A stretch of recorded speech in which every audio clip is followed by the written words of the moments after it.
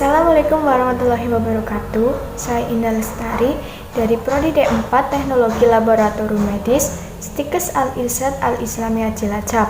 Saya di sini akan menjelaskan tentang komorbid yang berdampak patofisiologis pada penderita Komorbid yang berdampak COVID-19. patofisiologis penderita COVID-19 bermula dari sebuah kota bernama Wuhan, Provinsi Hubei di Tiongkok, menyebar cepat lebih dari 190 negara di awal tahun 2020, dinamakan Coronavirus Disease 2019, yang disebabkan oleh Severe Acute Respiratory Syndrome Coronavirus 2 atau SARS-CoV-2, dinyatakan pandemi dunia oleh WHO.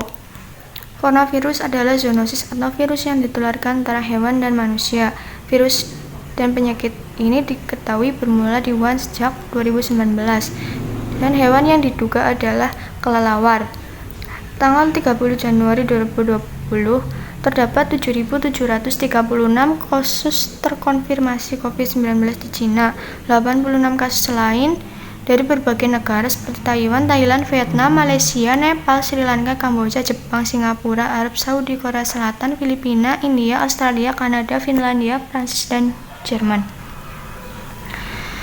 COVID pertama dilaporkan di Indonesia pada tanggal 2 Maret 2020 sejumlah 2 kasus.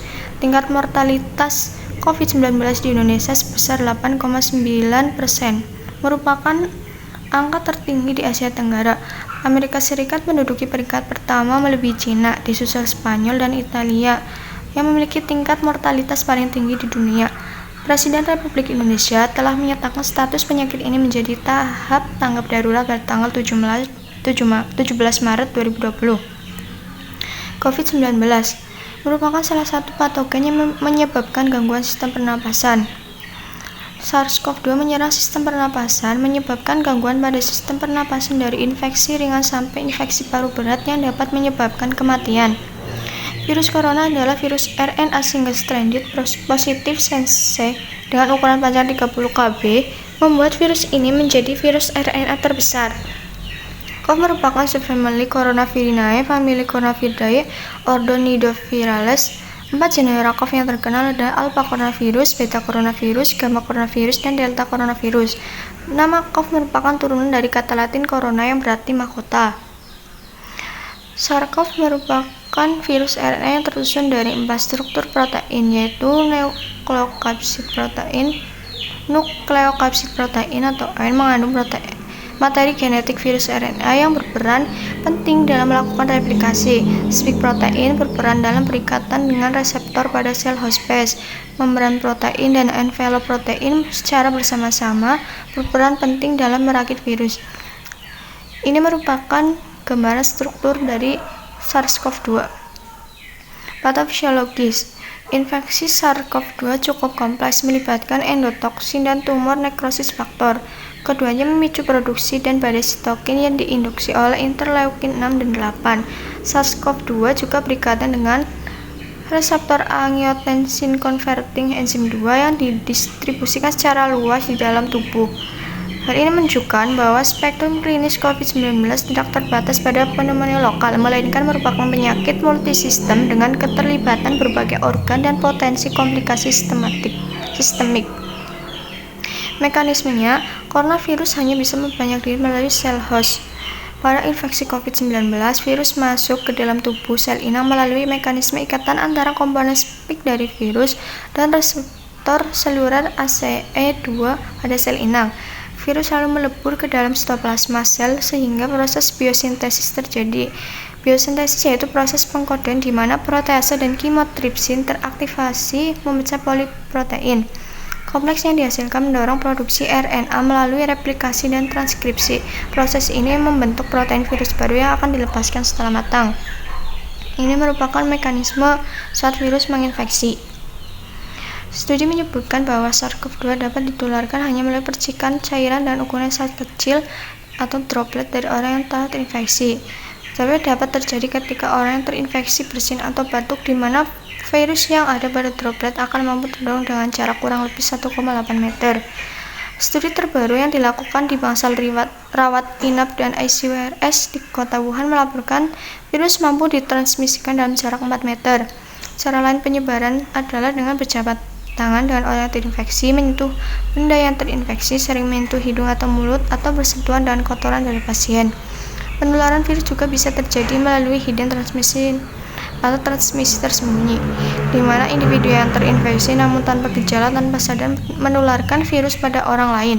Individu ini sering disebut dengan istilah medis sebagai OTG atau orang tanpa gejala. Gejala klinis rata-rata masa inkubasi adalah 4 hari dengan rentang waktu 2-7 hari. Dengan menggunakan distribusi lokal berkisar 2,4 sampai 15,5 hari, tergantung pada usia dan status imunitas pasien. Gejala umum di awal adalah demam, keluhan, batuk kering.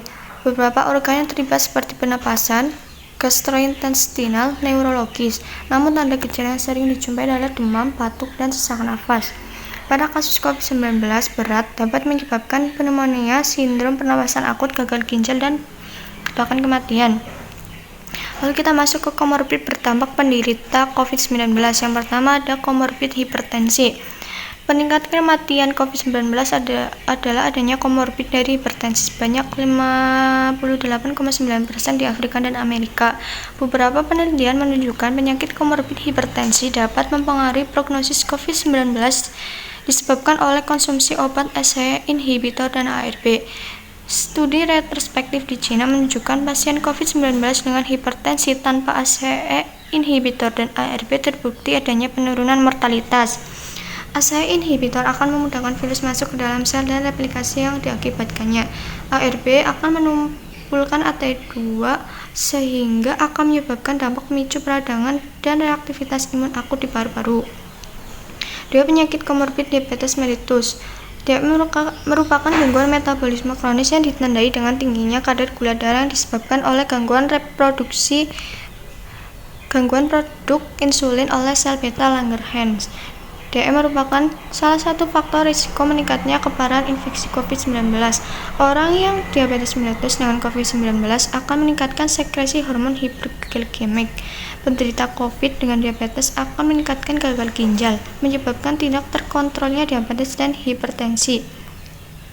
Dampak tidak terkontrolnya diabetes akan menyebabkan peradangan sitokin yang berakibat kerusakan multiorgan.